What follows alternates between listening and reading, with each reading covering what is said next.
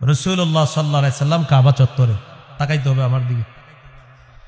কাবা চত্বরে নবীজি আছে, একজন কাফের আসছে, নাম উকবা ইবনে আবি মুআইদ। ওই যে নবীজি সিজদার মধ্যে যাওয়ার পরে যে উটের নারী বুড়ি পায়খানা দিছিল কাঁধে, যেই ব্যক্তিটা, ওই লোকটাই কাবা চত্বরে আসছে। আসার পর দেখে নবীজির গলার মধ্যে একটা চাদর পেঁচাইছে, চাদর নবীজির গলায় চাদর পেঁচায়া, লাওয়া সাওবাহু ফি উনুকিহি ওয়া খানাকাহু বিহি খানকান শাদীদা, ধারালো চাদর নবীর গলায় পেঁচায়া দুই দিক থেকে টান দিস চাদর।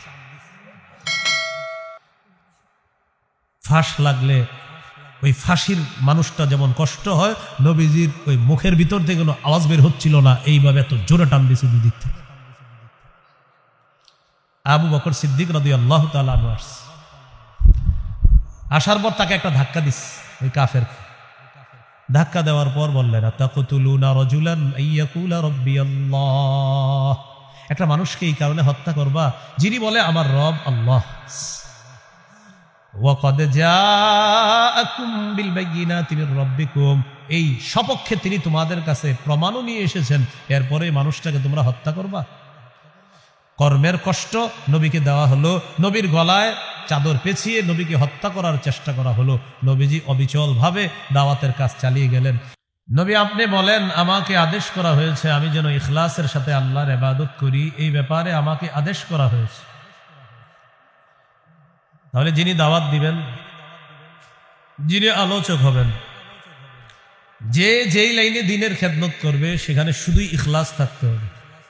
আলোচকের যদি এই নিয়ত থাকে, আমি আলোচনা করব, আমার রব আমাকে সওয়াব দান করবেন, পাশাপাশি আমাকে পুরা পৃথিবীবাসী যেন চিনে, এই পৃথিবীবাসী যেন চিনে, এই নিয়ত থাকলে আলোচককে আল্লাহ মোটেই তার এই আলোচনায় সওয়াব দিবেন না। আল্লাহর জন্য করলে আল্লাহ যদি তাকে প্রসিদ্ধ বানায় দেয়, এটা আল্লাহর শুকরিয়া, কিন্তু আল্লাহর জন্য কাজ করলে প্রসিদ্ধ হতেও পারেন, নাও হতে পারেন, শুধুই আল্লাহর জন্যই করতে হবে। 2 নাম্বার, আইয়াতাকিদা আন্নাহু ওয়ারিসুন বিদাওয়াতিহি ইলাল্লাহ লিনবিয়িহি মুহাম্মাদিন সাল্লাল্লাহু আলাইহি ওয়াসাল্লাম, যিনি দাওয়াত দিবেন তিনি এই আকীদা রাখা যে আমি আমার দাওয়াতটা, আমার এই যে আমি আল্লাহর পথে মানুষকে আহ্বান করব, আমার বিশ্বাস আমি মুহাম্মদ সাল্লাল্লাহু আলাইহি সাল্লামের একজন ওয়ারিস হিসাবে কোরআন সুন্নাহ সঠিকভাবে প্রচার করা। ইন্না লিল্লাহি, যিনি আল্লাহর পথে মানুষকে আহ্বান করবে তার 2 নাম্বার বৈশিষ্ট্য হবে তিনি এই বিশ্বাস রাখা, কোরআন সুন্নাহ প্রচার করার ক্ষেত্রে তিনি মুহাম্মদ সাল্লাল্লাহু আলাইহি সাল্লামের ওয়ারিস। তো রাসূলুল্লাহ সাল্লাল্লাহু আলাইহি সাল্লামের ওয়ারিস হিসাবে তিনি ইসলাম প্রচার করা, এই আকীদা রাখা। বিদায় হজের ভাষণে রাসূলুল্লাহ সাল্লাল্লাহু আলাইহি সাল্লাম বলেছেন, ইয়া আইয়ুহান নাস ইন্না রাব্বাকুম ওয়াহিদুন ওয়া ইন্না আবাকুম ওয়াহিদ, আলা লা ফাদলা লিআরাবিয়্যিন আলা আজমিয়্যিন ওয়ালা লিআজমিয়্যিন আলা আরাবিয়্যিন ওয়ালা লিআহমার আলা আসওয়াদ ওয়ালা লিআসওয়াদ আলা আহমার ইল্লা বিত্তাকওয়া। রাসূলুল্লাহ সাল্লাল্লাহু আলাইহি সাল্লাম বলেন, তোমাদের রব একজন, তোমাদের পিতা একজন, মানে আদম।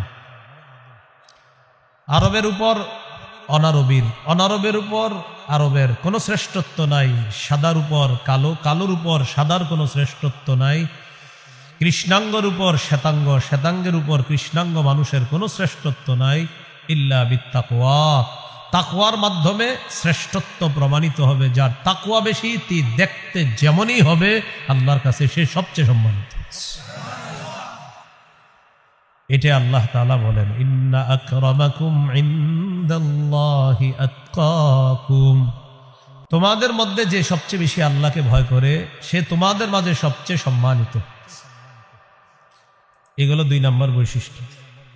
যিনি মানুষকে আল্লাহর দিকে দাওয়াত দিবে তার 3 নম্বর বৈশিষ্ট্য, ইয়াকুনা সাবিতান ফি দাওয়াতিহি ইলাল্লাহ, মজবুত ভাবে দাওয়াত দিবে, ইস্তিকামাতের সাথে, দাওয়াত থেকে পিছপা হওয়া যাবে না।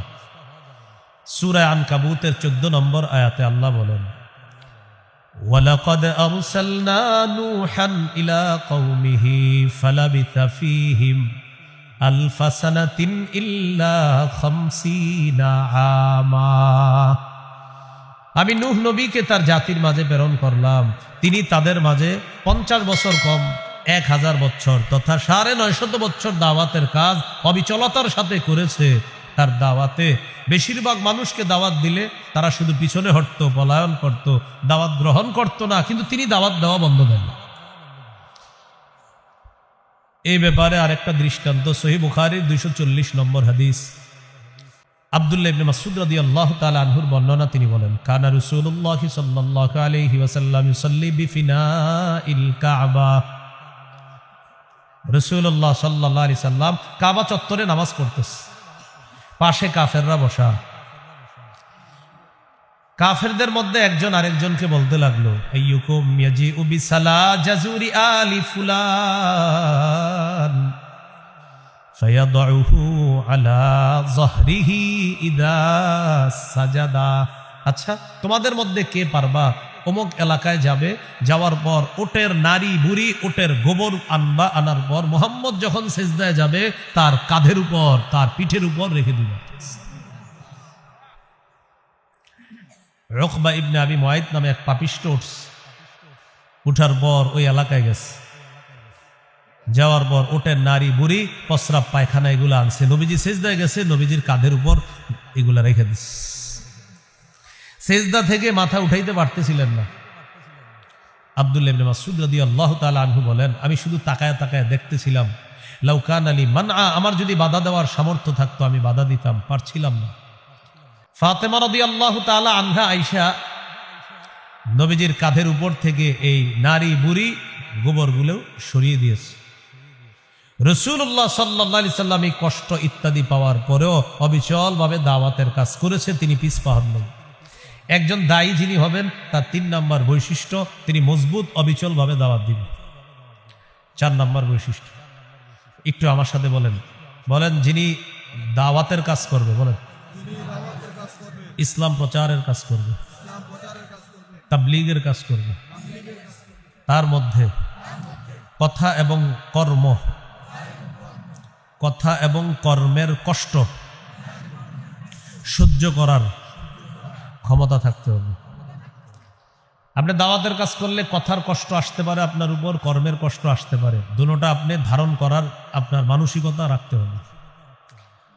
সূরা আনআমের 34 নম্বর আয়াতে আল্লাহ বলেন, ওয়ালাকাদ কুযযিবাত রুসুলুম মিন ক্বাবলিকা ফাসাবারু আলা মা কুযযিবু ওয়া উযু হাত্তা আতাহুম নাসরুনা।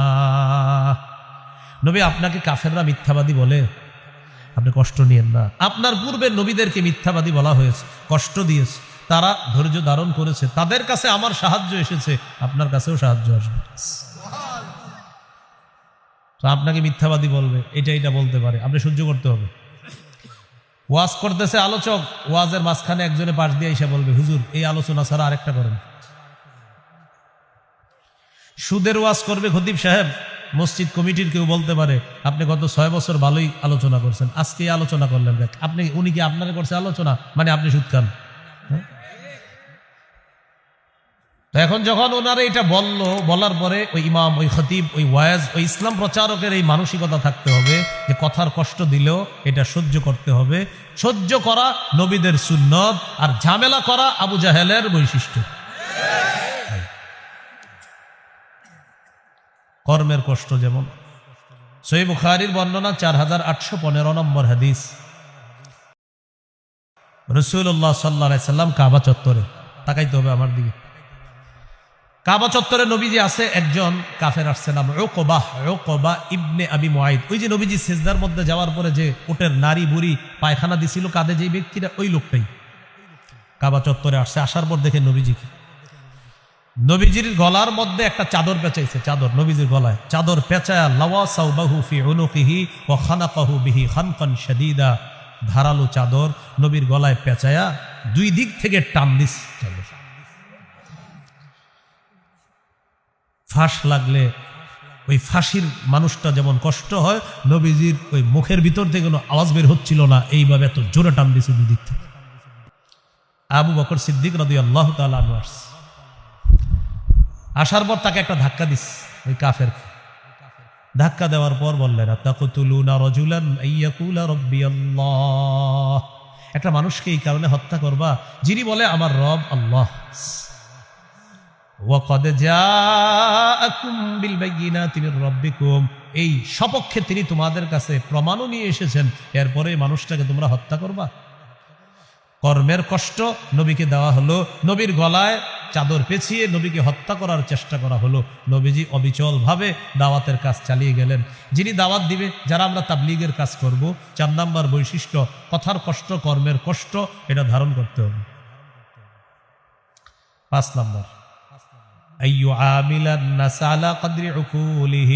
মানুষের আকল অনুযায়ী মাঝে মাঝে দাওয়াতের কাজ করতে হবে, মানুষের আকল বুঝার চেষ্টা করতে হবে।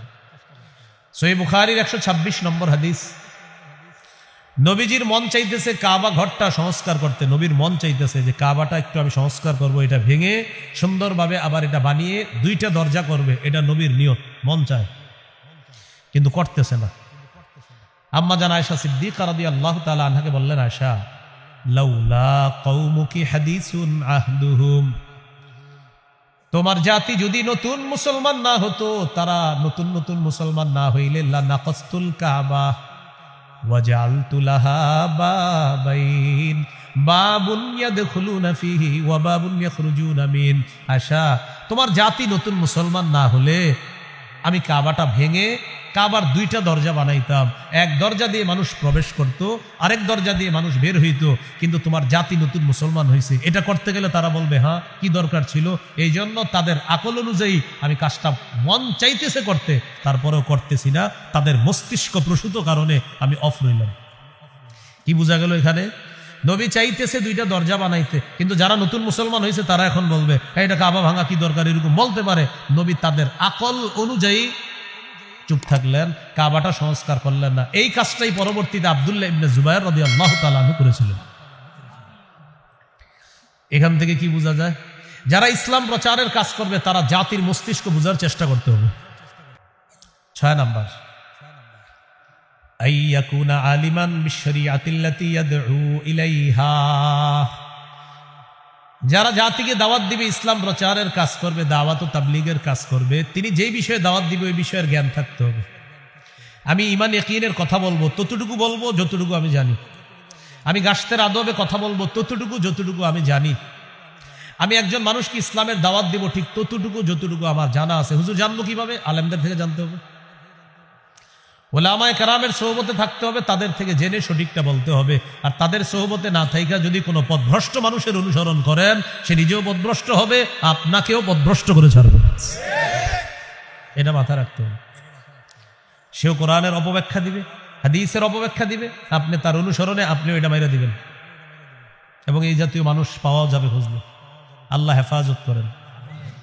সূরা বানী ইসরাঈলের 36 নম্বর আয়াতে আল্লাহ বলেন, ইন্নাস সামআ ওয়াল বাসারা ওয়াল ফুআদা কুল্লু উলাইকা কানা আনহু মাসউলা।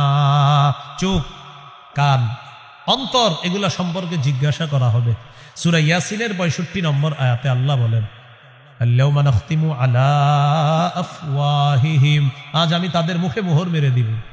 ওয়া তুকাল্লিমুনা আইদিহিম, তাদের হাত আমার সাথে কথা বলবে। ওয়া তাশহাদু আরজুলুহুম বিমা কানু ইয়াকসিবুন, তাদের পা সাক্ষী দিবে তারা কি কি করছে। সূরা হামিম আস-সাজদা 20-21 নম্বর আয়াতে আল্লাহ বলেন, 24 পারা। ভাই আওয়াজ কি বাড়াইতেছেন? আপনারা কে বলছে আওয়াজ বাড়াইতে? হ্যাঁ, আপনারা কেউ বলছে আওয়াজ বাড়াইতে? আরে কেউ বলছে আপনারে? এটা বলেন।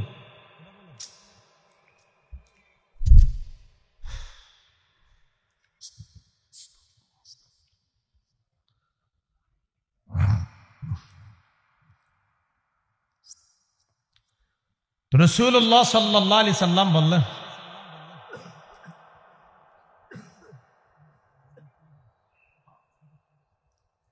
সূরা হামিম আস-সাজদা 20-21 নম্বর আয়াত, 24 পারা 17 নম্বর পৃষ্ঠা 18। ভাই এত আওয়াজের বয়ান হলে আমার আবার দাওয়াত দিয়েন না। আওয়াজ নিয়ন্ত্রিত করতে হবে, জাতিকে কষ্ট দেওয়া যাবে না মাইক দিয়ে। আশেপাশের অসুস্থ ব্যক্তিদেরকে যদি কষ্ট দেন আমার ওয়াজের সময়, তো আমার দাওয়াত দেন না। আমার বয়ানে কোনো অসুস্থ ব্যক্তি যেন কোনো কষ্ট না পায়, এটা মাথা রাখতে হবে আপনার। এই জন্য আপনারা কতগুলো মানুষ আছেন এখানে, তো আপনারা বয়ানটা শুনলেই তো হয়, কেন পুরো দুনিয়ারে শেষ করে দিতে হবে বলেন? আশেপাশে কত মানুষ এখন ফোনে কথা বলবে প্রয়োজনীয় কথা, তার কথাও তো ডিস্টার্ব হবে। আপনি দেখি একটু মাইকের সামনে কথা বলেন না, আপনার ছেলে বিদেশ থেকে ফোন দিলে। আপনারা আগে পরে সাউন্ড বাড়াবেন কিনা আমি জানি না, আমার বয়ানের সময় এমন কাজ করবেন না যেটা কোনো মানুষের ক্ষতি হবে, আর বান্দার হক নষ্ট করে আমারে আল্লাহর সামনে দাঁড় করাবেন না, মনে রাখবেন। সূরা হামিম আস-সাজদা 20-21 নম্বর আয়াত, 24 পারার 17 নম্বর পৃষ্ঠা, 18 নম্বর পৃষ্ঠা। আল্লাহ তাআলা বলেন, হাত্তা ইযা মা জাউহা শাহিদা আলাইহিম সামউহুম ওয়া আবসারুহুম ওয়া জুলুদুহুম বিমা কানু ইয়ামালুন। সেদিন যখন তারা আগুনের সামনে যাবে, তাদের কান, তাদের চোখ, তাদের চামড়া তাদের বিরুদ্ধে সাক্ষী দিবে। ওয়াকালু লিজুলুদিহিম লিমা শাহিদতুম আলাইনা, তারা সেদিন চামড়াকে বলবে, কিরে চামড়া তুইও সাক্ষী দিলি আমাদের বিরুদ্ধে। চামড়াকে বলবে মানুষ, না আপনি আপনার চামড়াকে বলবে, ও চামড়া তুই আজকে সাক্ষী দিলি আমার বিরুদ্ধে। ভাবেন, চামড়ার দিকে তাকাবেন আর ভাববেন এই চামড়া আপনার বিরুদ্ধে সাক্ষী দিবে। তখন চামড়া কি করবে জানেন? চামড়া কথা বলা শুরু করবে। সুবহানাল্লাহ। চামড়া জবাব দিবে, আনতাকাল্লাহুল্লাযী আনতাকা কুল্লা শাই, যে আল্লাহ সবকিছুকে চাইলে কথা বলাইতে পারেন, ওই আল্লাহ আমি চামড়াকে আজকে বাক শক্তি দিয়ে দিয়েছে তোমার বিরুদ্ধে কথা বলার জন্য।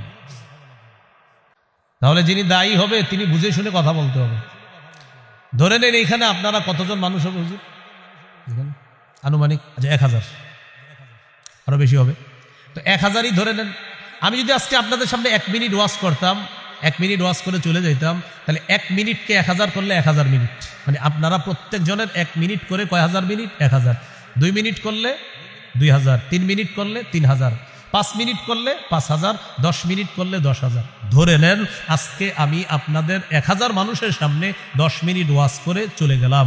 প্রতিজনের 10 মিনিট করে 1000 10-এ হয় 10,000 মিনিট। এই 10,000 মিনিটের হিসাব আমি আল্লাহর কাছে দিতে হবে। যে তুমি যে জাতির সামনে কথা বললা, প্রত্যেকটা বান্দা আমার বান্দারা ছিল, 1000 বান্দা ছিল, তুমি 10 মিনিট ওয়াজ করছো। আর এই বলো তুমি কি কি বলছো, তোমার জবান দিয়ে তুমি তাদের সামনে কি বলছো, হিসাব দাও আমি আল্লাহর কাছে। তাহলে আধা ঘন্টা মিথ্যা কথা বলে হাসানো আপনাদেরকে, এরকম আলোচনাও তো হয়, সেটার কি হবে বলেন? তিরমিজির 2616 নম্বর হাদিস, রাসূলুল্লাহ সাল্লাল্লাহু আলাইহি সাল্লাম বলেন, কুফফা আলাইকা হাযা, এটা নিয়ন্ত্রণ করবা। সাহাবী বললেন, ইন্না লা মুআখাযুনা বিমা নাতাকাল্লাম, হুজুর জিহ্বার কারণেও কি আমরা ধরা খাবো? রাসূলুল্লাহ সাল্লাল্লাহু আলাইহি সাল্লাম বললেন, হাল ইয়াকুবুন নাসা ফিন-নারি আলা ওয়ুজুহিহিম আও আলা মানাখিরিহিম ইল্লা হাসাইদু আলসিনাতিহিম। বেশিরভাগ মানুষ শুধু জিহ্বার অপরাধে মাথাটা নিচে পা উপরের দিকে দিয়ে ধাক্কাইতে ধাক্কাইতে জাহান্নামে নিক্ষেপ করা হবে, শুধু জিহ্বার অপরাধে। ভাই কিসের অপরাধ? হ্যাঁ, জিহ্বার অপরাধ। আল্লাহ আমাদেরকে হেফাজত করেন। রাসূলুল্লাহ সাল্লাল্লাহু আলাইহি সাল্লাম বলেন, মাইয়াজমান লিমা বাইনা লাহইহি ওয়া মা বাইনা রিজলাইহি, কেউ যদি জিহ্বা আর লজ্জাস্থান এই 2 অঙ্গ দিয়ে সে গুনাহ করে না, এই নিরাপত্তা নিশ্চয়তা দিয়ে দেয়, আজমান লাহুল জান্নাহ, আমি তাকে জান্নাতে নেওয়ার জিম্মাদার হয়ে যাব। তাহলে যিনি দায়ী হবেন, যিনি আলোচক হবেন, তার মাথায় রাখা আমি যা বলতেছি এটার হিসাব আল্লাহর কাছে দিতে হবে, এবং আমি জেনে বুঝে সঠিকটা বলতে হবে। এরপরেও যদি আপনাদের সামনে আমি ভুল বলে ফেলি, কোনো আলেম যদি আমার সেই ভুল ধরিয়ে দেয়, আমি মেনে নেওয়া, আর আমার ভক্তরাও এটা মেনে নেওয়া। কিন্তু বর্তমানে কোনো আলেম যদি ভুল ধরিয়েও দেয়, তিনিও মানে না, ভক্তরাও মানতে চায় না। এটা আমাদের একটা বদকিসমতি। না, আমি যারে মহব্বত করি, হুজুর ভুল করতে পারে না, আরিফ বিন হাবিব ভুল করবে, এটা হতেই পারে না। এরকম আমার এক জাতীয় ভক্ত আছে। আপনারা আমার ভক্ত না, শত্রু।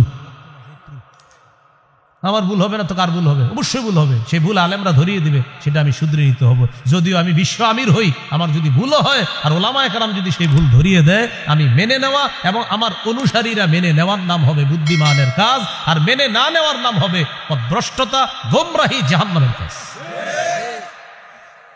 এই হলো 6 নাম্বার, যিনি দাওয়াত দিবে তার গুণ। 7 নাম্বার বৈশিষ্ট্য হবে, যিনি দাওয়াত দিবে তিনি উম্মতের কল্যাণকামী হতে হবে। প্রত্যেকটা মানুষ আমার সামনে যারা আছেন, আমি আপনাদের কল্যাণ কামনা করতে হবে। আমি এখানে আসার পর দেখেন আপনার প্রত্যেকে যারা দাঁড়িয়ে আছেন, বসে আছেন, সবার কল্যাণ কামনা করা, এটা আমার গুণ বৈশিষ্ট্য থাকতে হবে। আপনারা আমার সাথে যদি খারাপ আচরণও করেন, কিন্তু আমি আপনাদের কল্যাণ কামনা করতে হবে, এটা একজন দায়ীর গুণ থাকতে হবে। আর খারাপ আচরণের ব্যাপারে তো বললাম, দায়ীর সাথে কথার কষ্ট হতে পারে, কর্মের কষ্ট হতে পারে, এটা তার সহ্য করতে হবে। সহিহ বুখারীর 57 নম্বর হাদিস, আন জারীর ইবনে আব্দুল্লাহ রাদিয়াল্লাহু তাআলা আনহু قال بايعت رسول الله صلى الله عليه وسلم على إقام الصلاة وإيتاء الزكاة والنصح لكل مسلم। জারীর ইবনে আব্দুল্লাহ বলেন, আমি আল্লাহ রাসূলের কাছে বায়াত হলাম এই মর্মে, আমি নামাজ কায়েম করব, যাকাত আদায় করব, সারা পৃথিবীর সমস্ত মুসলমানের কল্যাণ কামনা করব, এই মর্মে আমি নবীর কাছে বায়াত হলাম। প্রত্যেকটা মুসলমানের কল্যাণ কামনা করতে হবে। 8 নাম্বার, যিনি দায়ী হবে, দাওয়াত দিবে, তিনি যাদেরকে দাওয়াত দিবে তাদের হেদায়েতের দোয়া করতে হবে। আমি আপনাদের এখান থেকে চলে যাওয়ার পরেও অন্য এলাকায় গিয়ে আমার দায়িত্ব কর্তব্য আপনাদের জন্য দোয়া করা, যেখানেই থাকি সবার জন্য দোয়া করতে হবে। এই জন্য আমি আমার প্রত্যেক দিনের সর্বশেষ দোয়ায় আমি বলি, আল্লাহ আমার সামনে যারা বসা, আমি যাদের সামনে বসি, আল্লাহ এই পৃথিবীর যত মানুষের সামনে আমি বসেছি, যারা আমার সামনে বসেছে, যাদের কাছে আমি কোরআন সুন্নাহর 2-4টা কথা প্রচার করেছি, আল্লাহ আমার মা, আমার বাবা, আমার উস্তাদ, আমার ছাত্র ভাই, আমার কলিগ, সহপাঠী, সবার সাথে আপনি আমাকে জান্নাতে দেখা করায় দিন। এই দোয়াটা আমি প্রতিদিন সর্বশেষ দোয়া হয়, আমি চেষ্টা করি সবার জন্য দোয়া করতে, কারণ এটা দায়িত্ব, যিনি দাওয়াত দিবে তার দায়িত্ব, কর্তব্যের দোয়া করতে হবে। সহিহ বুখারীর বর্ণনা 2937 নম্বর হাদিস, 2937। এই হাদিসের মধ্যে আছে, রাসূল সাল্লাল্লাহু আলাইহি সাল্লামকে বললেন, হুজুর ইন্না দাউসান আসদ, দাউস গোত্র, বলেন কি গোত্র? দাউস একটা এলাকা, এই দাউস গোত্র আসদ নাফরমান, এরা নাফরমানি করছে, হুজুর তাদের বিরুদ্ধে বদদোয়া করেন। নবীজি বললেন আল্লাহুম্মা হদি দাউসা, আল্লাহ দাউস গোত্রকে আপনি হেদায়েত দিয়ে দেন। সুবহানাল্লাহ। নবীকে বললেন, ইয়া রাসূলুল্লাহ দাউস গোত্রের বিরুদ্ধে বদদোয়া করেন। আল্লাহ নবী বললেন আল্লাহুম্মা হদি দাউসা, আল্লাহ দাউসকে আপনি হেদায়েত দিয়ে দেন। ওয়াতি বিহিম, এবং তাদেরকে আপনি ইসলামের ছায়াতলে নিয়ে আসেন। সুবহানাল্লাহ। আপনার দাউসকে আল্লাহ হেদায়েত দিয়ে দেন, আর দাউসকে ইসলামের পতাকা তলে নিয়ে আসেন। নবীরে বললেন বদদোয়া করেন, নবী করে দিলেন দোয়া। সুবহানাল্লাহ। এটা দায়ীর 8 নাম্বার গুণ। বুখারীর বর্ণনা, মুসলিমেরও বর্ণনা, তায়েফের ময়দানে রক্তাক্ত করার পর পড়ে আছে, আম্মাজান আয়েশা সিদ্দিকা রাদিয়াল্লাহু তাআলা আনহাকে বলেন, আয়েশা আমি তো বেহুশ, হঠাৎ হুশ ফিরে আসার পর দেখি ফাইদা আনা বিকাদনি তাআলিম, আমি এক জায়গায় উপরের দিকে তাকাইলাম, তাকায় দেখি জিবরিল আমিন আমাকে তার ডানা দিয়ে ছায়া দিয়ে রাখছে। ওই মুহূর্তে জিবরিল আমাকে বলতেছে, হাবিব একজন ফেরেশতা নিয়ে আসছে। কে এটা? আপনারে সালাম দিবে। তো এই ফেরেশতা নবীজিকে সালাম দিলেন। সালাম দেওয়ার পর বললেন, হুজুর আমি পাহাড়ের দায়িত্বে নিয়োজিত ফেরেশতা, আল্লাহ আমাকে আপনার কাছে পাঠাইছে। কেন? আপনি যদি চান আমাকে আপনি হুকুম করতে পারেন, আমি এই 2 পাহাড় চাপা দিয়ে তায়েফবাসীকে আমি ধ্বংস করে দিই। রাসূলুল্লাহ সাল্লাল্লাহু আলাইহি সাল্লাম বললেন, লা বাল আরজু আইয়ুখরিজাল্লাহু মিন আসলাবিহিম মান ইয়াবুদুল্লাহ লা ইউশরিকু বিহি শাইআ। আমি চাই না তুমি তাদেরকে ধ্বংস করে দাও, আমি চাই আজকে আমি যাদেরকে দাওয়াত দেওয়ার পর আমাকে রক্তাক্ত করলো, আমার আশা তারা আমার দাওয়াত গ্রহণ করে নাই, তাদের ঔরস থেকে যে সন্তানরা দুনিয়াতে আসবে তারা আমার দাওয়াত গ্রহণ করে এক আল্লাহর ইবাদত করবে, আল্লাহর সাথে শিরিক করবে না। তাই আমি নবী চাই না তাদেরকে ধ্বংস করা হোক, বরং আমি চাই তারা গ্রহণ করে নাই তার সন্তানরা আমার দাওয়াত গ্রহণ করবে। এটা 8 নাম্বার বৈশিষ্ট্য দায়ী, আলোচক, খতিব, মুবাল্লিগ, ইসলাম প্রচারক তাদের। 9 নম্বর বৈশিষ্ট্য, দায়ী যিনি হবেন, আলোচক যিনি হবেন, তিনি যা বলবেন। আর কারো ফোন টোন আছে? সবার শুরু হয়েছে মনে হয়, মাঠেও শুরু হয়েছে। তো 9 নাম্বার, যিনি দাওয়াত দিবেন তিনি যা বলবেন ওই অনুযায়ী তিনিও আমল করবেন, ওই অনুযায়ী তিনিও আমল করবেন। সূরাতুস সফফি 2-3 নম্বর আয়াতে আল্লাহ বলেন, ইয়া আইয়ুহাল্লাযীনা আমানু লিমা তাকুলুনা মা লা তাফআলুন। হে ঈমানদারগণ, এমন কথা কেন বলো যা নিজেরা করো না। কাবুরা মাকতান ইনদাল্লাহ আন তাকুলু মা লা তাফআলুন। তোমরা যা করো না সেটা বলা যাবে। 30-40 জন মোটরসাইকেল, কয়জন? 30-40 জন। এই গ্রামগঞ্জে দেখা যায় বেশি। মাগরিবের সময় রিসিভ করতে গেছে, রিসিভ করতে যাওয়ার পর আপনার মাগরিব চলতেছে, এরা মাগরিবে ঢুকে না। এটা আপনাদের এলাকার কেউ করেন এমন না, পৃথিবীতে হয় এরকম ঘটনা। তো যাই হোক, মাগরিব চলতেছে, ওনারা মসজিদে যায় না। কেন যায় না জানেননি? মাগরিব যাক, হুজুর না যাক। হুজুর একটু পরে আসবে, হুজুরকে আমরা রিসিভ করব। সামনে 15টা মোটর সাইকেল, পিছনে 15টা, মাঝখানে হুজুরের গাড়িটা থাকবে। একজন ভিডিও করবে, আগামীকাল এটা ফেসবুকে আমরা দিব। আরিফ বিন হাবিবের সাথে কাটানো কিছু মুহূর্ত, এটা আমরা লিখবো ফেসবুকে। এই যে আপনারা মাগরিব পড়লেন না, যে মাগরিবটাতে পড়লো না, এখন আপনারা আমাকে একটু বলেন, মাহফিল বড় না মাগরিব বড়? আলোচক বড় না মাগরিব বড়? তো এটা কেমনে আমরা করলাম? আপনি আলোচকরে ফোন দিয়ে দেন, হুজুর মাগরিবের সময় হয়েছে, আমরা আপনাকে রিসিভ করতে আসছি, আমরা মসজিদে মাগরিব পড়তে ঢুকলাম, আপনি যদি চলে আসেন এই মসজিদে মাগরিবটা পড়েন। আর যদি অন্য কোথাও মাগরিব পড়েন, হুজুর ওই মসজিদটা আপনি আসার সময় দেখবেন ডান দিকে একটা রাস্তা ঢুকছে, ওখানে একটা মসজিদ আছে, ওখানে আমরা মাগরিবের নামাজটা পড়তেছি। বাস এটা বলে দিলি তো হয়ে গেল। কিন্তু আপনার চিন্তা করে, হুজুরে বললে কি জানি, আরে নামাজের কথা হুজুরে বললে তিনি আবার কি মনে করবে? তিনি আল্লাহর চেয়ে বড় নাকি? হ্যাঁ, যে হুজুর নামাজের কথা বললে কিছু মনে করবে, তাকে আনাই তো দরকার নেই। তিনি কিছু মনে করবে কেন? এটা একটা গেল। আরেকটা, মাগরিবের পরে আমার ওয়াজ আছে, মনে করেন আমার আলোচনা আছে। এখন চিন্তা করতেছি মাগরিব পড়বো না আলোচনা ধরবো, মাগরিব পড়বো না আলোচনা ধরবো। হ্যাঁ, ওই আপনার মাগরিবের পর আলোচনা, এটা কইরা আবার আরেক জায়গায় যাইতে হইব আপনার টিউশনি। তো আপনার মাগরিব পড়লাম, এখন কথা হলো মাগরিবের পর বয়ান আছে। মাগরিব পড়তে গেলে বয়ানটা একটু দেরি হয়ে যাবো, আবার এলাকাবাসী কি কয়, কর্তৃপক্ষ কি কয়, এই টেনশনে মনে করেন আমি আমাকেই বলছি মাগরিবটা পড়লাম না। ছি ছি, এটা কোনো কথা? আতামুরুনান নাসা বিল বির ওয়া তানসাউনা আনফুসাকুম। তুমি একটু পরে মানুষকে নামাজ পড়তে বলবা আর নিজে নামাজটা বললা না। মানুষকে সৎ কাজের আদেশ করো আর নিজেদেরকে ভুলে যাও, আল্লাহ তাআলা বললেন। এবার একটা হাদিস শোনায় আপনাদেরকে, যদি পারেন আরো 10 জনকে শোনায়া দিবেন। হাদিসটা বাংলায়ও বলবো আমি, আরবিটাও বলছি। রাসূলুল্লাহ সাল্লাল্লাহু আলাইহি সাল্লাম বলেন, রাআইতু লাইলাতান উসরিয়া বি রিজালা তুকরাজু শাফাহুম বিমাকারিজ মিনান নার। মেরাজের রাতে আমি রওনা করলাম, একদল মানুষের পাশ দিয়ে গেলাম, তাকায় দেখি তাদের ঠোঁট জিহ্বাগুলা আগুনের কেচি দ্বারা কাটা হচ্ছে। আমি জিবরিল আমিনকে প্রশ্ন করলাম, জিবরিল এরা কারা? জিবরিল আমিন জবাব দেয়, হাউলাই খুতাবাউ উম্মতিকা ইয়া রাসূলুল্লাহ। হুজুর এরা হলো আপনার উম্মতের বক্তাগণ, এরা হলো আপনার উম্মতের বক্তাগণ, এরা হলো আপনার উম্মতের বক্তাগণ। কি ভাই, নবীজিরে বলতেছে জিবরিল, হুজুর এরা আপনার উম্মতের বক্তাগণ। আল্লাযীনা ইয়ামুরুনা নাসা বিল বিররি ওয়া ইয়ানসাউনা আনফুসাহুম। হুজুর তারা মানুষকে সৎ কাজের আদেশ করত আর নিজেদেরকে সবসময় ভুলে থাকতো। এরা তারা কিয়ামত পর্যন্ত ঠোঁট আর জিহ্বা এইভাবে কাটা হবে। আমি আপনাদের সকলের কাছে দোয়া চাইতেছি, আমি আপনাদের কাছে দোয়া চাই। দেখেন আমি তো এই শ্রেণীর অন্তর্ভুক্ত, আল্লাহ যেন এই শ্রেণীর মধ্যে আমাদের আবার যারা দাওয়াতের কাজ করতেছে সবাইকে যেন আল্লাহ তাআলা এই গজব থেকে হেফাজত করে, বরং সবাই যেন জাতিকেও কল্যাণের কথা বলবে, নিজেও কল্যাণের পথে চলবে, এই জাতীয় আলোচক সবাই যেন হতে পারে। আল্লাহ তৌফিক দান করে। আমি সবার কাছে আমার জন্যই দোয়া চাচ্ছি, যেন আমার জীবনে এরকম ভয়ঙ্কর কিছু না হয় যে আমার জিহ্বা, আমার ঠোঁট আমার কাটা লাগে। ভাই এটা তো আমি সহ্য করতে পারবো না। আল্লাহ আমাদেরকে এই 9টা বৈশিষ্ট্য বললাম, যারাই কাজ করবেন দাওয়াতের ময়দানে 9টা বৈশিষ্ট্য মনে রাখতে হবে। আল্লাহ তৌফিক দান করে। তো পড়ছিলাম আলিফ লাম মিম সূরা বাকারা, মনে আসেনি? আচ্ছা, এখন দেখেন কোরআন বুঝে পড়লেও সওয়াব আছে, না বুঝে পড়লেও সওয়াব আছে। কেউ যদি বলে কোরআন না বুঝে পড়লে কোনো ফায়দা নাই, কোনো উপকার নাই, কথাটা ঠিক না। কেন ঠিক না? দেখেন আল্লাহ তাআলা বলেন আলিফ লাম মিম।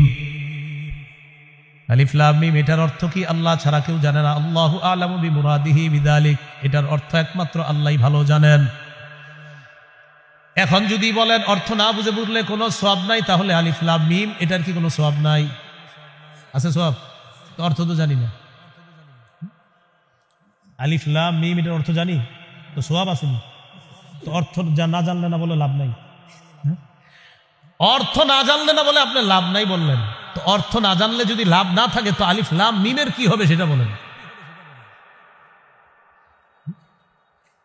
তিরমিজির হাদিস 2910 নম্বর হাদিস قال رسول الله صلى الله عليه وسلم من قرأ حرفا من كتاب الله فله به حسنة والحسنة بعشر أمثالها নবীজি বলেন কোরআনের একটা অক্ষর যদি কেউ তেলাওয়াত করে সাথে সাথে তার আমলনামায় 10টা নেকি লিপিবদ্ধ হয়ে যায়।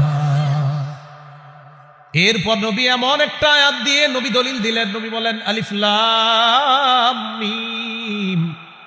নবী বলেন লা আকুলু আলিফ লাম মিম হারফুন। আমি নবী বলছি না আলিফ লাম মিম পুরাটা একটা অক্ষর, এমনটা বলি না, বরং আলিফুন হারফুন ওয়া লামুন হারফুন ওয়া মিমুন হারফুন। আরিফ একটা অক্ষর, লাম একটা অক্ষর, মিম একটা অক্ষর। আলিফ লাম মিম কারো মুখ থেকে যদি উচ্চারণ হয়, যদিও অর্থ জানি না, সাথে সাথে তার আমলনামায় 30টা নেকি লিপিবদ্ধ করে দেওয়া হয়। তাহলে অর্থ না বুঝে পড়লেও সওয়াব আছে। বাকি সবাইকে উৎসাহিত করব, অর্থ বোঝার চেষ্টা করব, বলেন ইনশাআল্লাহ। বয়স্ক শিক্ষা, কোরআন শিক্ষা হয় এখানে। আমি বয়স্ক শিক্ষা মাদ্রাসার মোতামিম সাহেবকে বলবো, আপনি কোরআন শিখানোর পাশাপাশি তাদেরকে অন্তত আলাম তারা থেকে নিয়ে নাস পর্যন্ত সূরাগুলোর অনুবাদও শিখিয়ে দেন। মহিলাদেরও বয়স্ক শিক্ষা এখানে আছে, মা বোনদেরকেও আপনারা আলাম তারা থেকে অন্তত নাস পর্যন্ত অনুবাদ শিখান। লাভ হবে কি, তিনি যখন নামাজে দাঁড়াবে, দাঁড়ানোর পর আউযুবিল্লাহর অনুবাদও পারে, বিসমিল্লাহর অনুবাদ পারে, আলহামদুলিল্লাহি রাব্বিল আলামিন পুরা সূরার অনুবাদ পারে। এরপর পড়তেছে আলাম তারা কাইফা ফাআলা রাব্বুকা বিআসহাবিল ফিল, পুরা সূরার অনুবাদ পারে। অনুবাদ একদিক দিয়ে মুখে পড়তেছে আর অন্তরে অনুবাদ মনে পড়তেছে। ইবলিস ধোঁকা দেওয়ার সুযোগ পাইতেছে না। 4 রাকাত নামাজে ফাতিহাও পড়ল, সূরাও মিলাইলো, অনুবাদগুলোও তিনি পারে।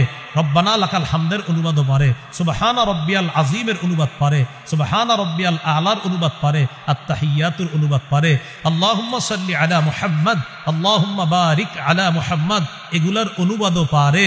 পুরা নামাজ শেষ করবে আসসালামু আলাইকুম ওয়া রাহমাতুল্লাহ, এটারও অনুবাদ পারে। পুরা নামাজে ইবলিস ট্রাই করছিল আপনারে ধোঁকা দেওয়ার, বেচারা পারে নাই। কেন পারে নাই? কারণ আপনি একদিক দিয়ে পড়তেছেন, আরেক দিক দিয়ে আপনার দিলে চলতেছে ও আলাম তারার মানে এটা, লিইলাফির মানে এটা, সুবহানা রাব্বিয়াল আযীম আলা আমি বুঝতেছি, কলবের মধ্যে আপনার বুঝ আসতেছে, জবানে আপনি পড়তেছেন। ইবলিস ধোঁকা দেওয়ার চেষ্টা চালায়াও সালাম পর্যন্ত ধোঁকা দিতে পারে নাই। এই জন্য আলাম তারা থেকে কিছু সূরা আমরা শিখিয়ে দেব। বয়স্ক যারা আছে, এই মাশাআল্লাহ আমার আগে যিনি তেলাওয়াত করছে উনিও মনে হয় এই বয়স্ক মাদ্রাসার ছাত্র। হ্যাঁ, কত সুন্দর তেলাওয়াত করছে, তো বুঝারই উপায় নেই। এই যে একটু আগে যিনি তেলাওয়াত করছে উনি যে বয়স্ক মাদ্রাসার ছাত্র, আমি তো ভাবছি কোনো কারি সাহেব পড়তেছে, মানে কোনো কারি বলতে উনি পড়াশোনা করে একজন জেনুইন মাদ্রাসার কারি সাহেব, আমি এটাই ভাবছি। পরে হুজুর এসে বলতেছে হুজুর উনি কিন্তু আমগো বয়স্ক মাদ্রাসার ছাত্র।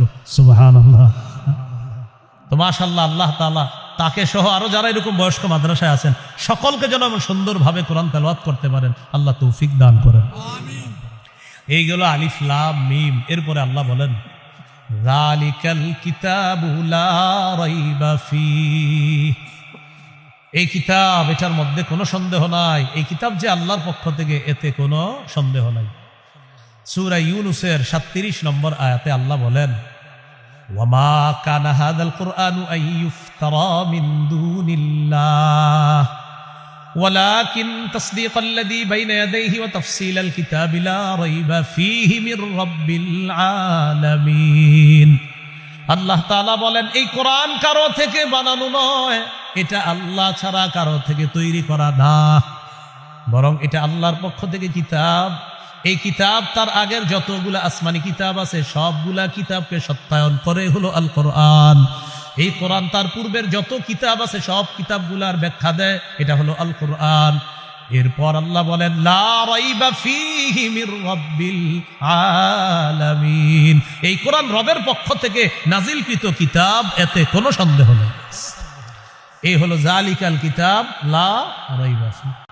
সূরা বাকারা 23 নম্বর আয়াত, এক পারা 3 নম্বর পৃষ্ঠা আছে। দেখেন আল্লাহ কি বলে ওয়া ইন কুনতুম ফি রাইবিম মিম্মা নাযালনা আলা আবদিনা ফাতু বিসূরাতিম মিন মিথলিহি, যদি তোমরা সন্দিহান হও আমার নবী মুহাম্মদ সাল্লাল্লাহু আলাইহি সাল্লাম আমার বান্দার উপরে যে কোরআন আমি নাজিল করেছি এই ব্যাপারে যদি সন্দিহান হও, তাহলে কোরআনের সূরার মতো একটা সূরা বানায়া দেখা দাও।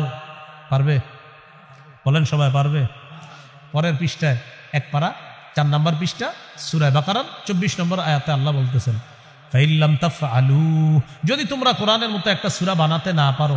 কি বলছে? যদি বানাতে, সাথে সাথে বলতেছে ওয়ালান তাফআলু, আর শোনো কিছুতে পারবাও না। সুবহানাল্লাহ, আল্লাহ বলে দিচ্ছে ফাইল্লাম তাফআলু, যদি না পারো। এই শোনো, ওয়ালান তাফআলু, পারবাও না।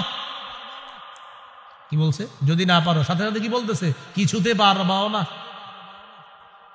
ফাত্তাকুন নারাল্লাতী ওয়াকুদুহান নাসু ওয়াল হিজারা, তাহলে ওই আগুনকে ভয় করো যে আগুনের জ্বালানি হলো মানুষ এবং পাথর। তাহলে এই কোরআনে কোনো সন্দেহ নেই। সূরা আলিফ লাম মিম আস-সাজদা 2 নম্বর আয়াতে আল্লাহ বলেন, আলিফ লাম মিম তানজিলুল কিতাবি লা রাইবা ফীহি মির রাব্বিল আলামিন।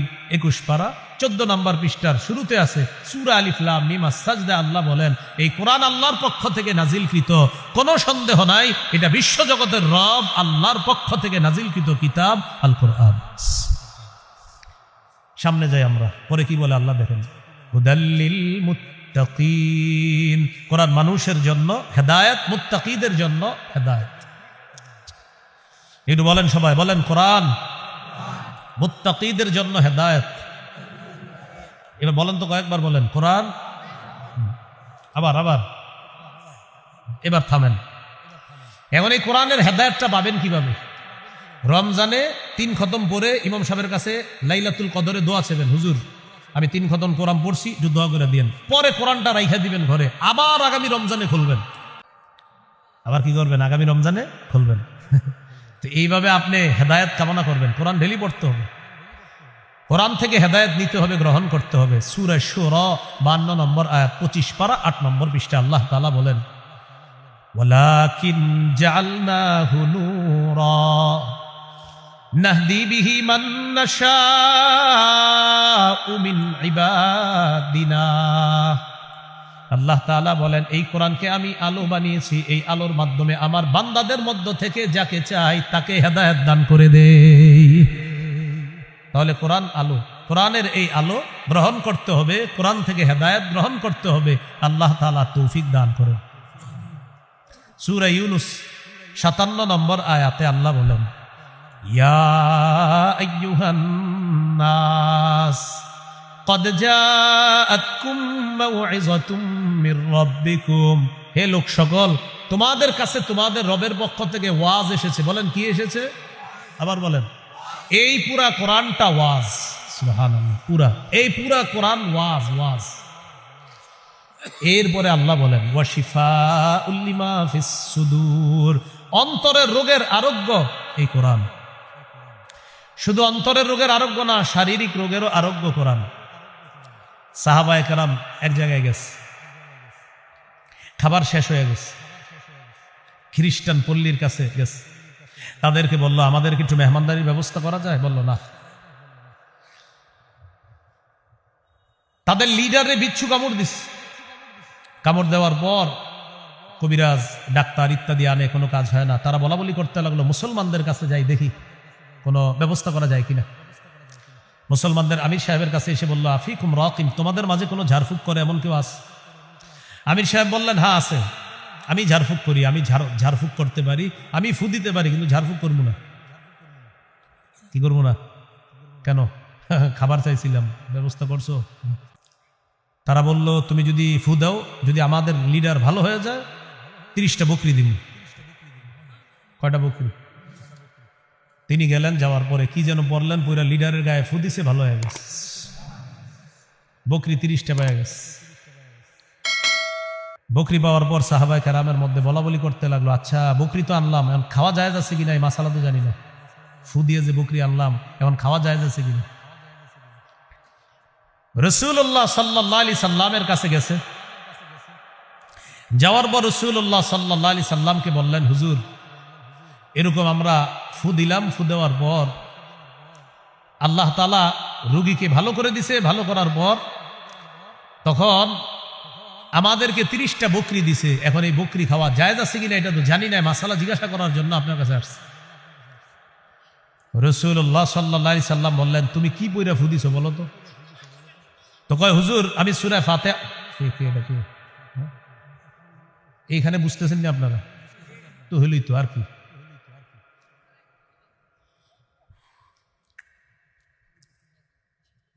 কোনো লাইন বুঝে বিচ্ছিন্ন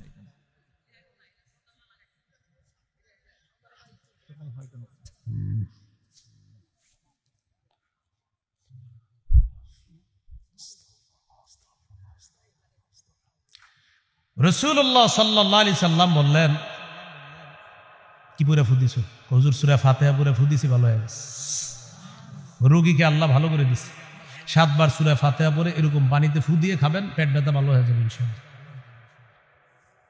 যে রোগ আছে আপনার সন্তানের শরীরে, ওই রোগের জন্য আপনি এটা করবেন, ইনশাআল্লাহ আল্লাহ ভালো করে দিবে। হ্যাঁ, নবীজি বললেন, এখন কি করতে আসছো? হুজুর বকরি পাইছি, কি করবো এখন? নবীজি বললেন, তোমরাও খাও, আমার জন্য রাখো।